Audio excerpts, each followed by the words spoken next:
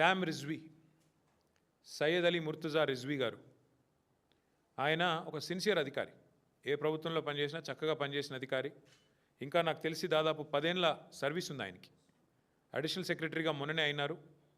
అంతా బాగుంటే ఈ దౌర్జన్యాలు, దుర్మార్గులు ఇట్లాంటి వాళ్ళు లేకపోతే, ప్రభుత్వాన్ని నడిపే వాళ్ళకి సోయి ఉంటే బహుశా క్యాబినెట్ సెక్రటరీ స్థాయిలో, అంటే భారతదేశంలోనే అత్యున్నత స్థాయి ఒక ఐఏఎస్ అధికారికి క్యాబినెట్ సెక్రటరీ, ఆ స్థాయికి పోయే అవకాశం ఉన్న అధికారి సయ్యద్ అలీ ముర్తుజా రిజ్వీ. అట్లాంటి రిజ్వీ గారు ఒక నిజాయితీపరుడైన అధికారిగా ఆయనకు పేరుంది. అట్లాంటి రిజ్వీ గారు కూడా ఈరోజు దాదాపు 10 ఏళ్ల సర్వీస్ ఉండగానే వాలంటరీ రిటైర్మెంట్ తీసుకునే స్థాయికి వచ్చింది.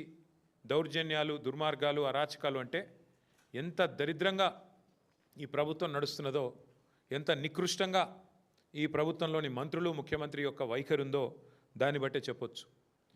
ముఖ్యమంత్రి గారి అల్లుడికి ఓ టెండర్ కావాలంట ఎక్సైజ్ డిపార్ట్మెంట్లో, మంత్రి గారి కొడుకేమో ఆయన కాకుండా ఇంకెవరికో ఇవ్వాలంట. సో ఇద్దరు పంచాయతీ అన్నమాట. ముఖ్యమంత్రి గారి అల్లుడు, మంత్రి గారి కొడుకు.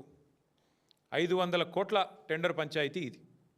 ఈ టెండర్ పంచాయతీలో మధ్యలో నలిగిపోయిన రిజ్వీ గారు ఇవాళ 10 సంవత్సరాల తన సర్వీస్ను వదులుకొని, నాకు వద్దు ఈ దౌర్భాగ్యపు ప్రభుత్వం, ఈ దౌర్భాగ్య పరిస్థితి అని చెప్పి రాజీనామా చేసి వారు వాలంటరీ రిటైర్మెంట్ పెట్టుకొని తప్పుకునే పరిస్థితి వచ్చింది.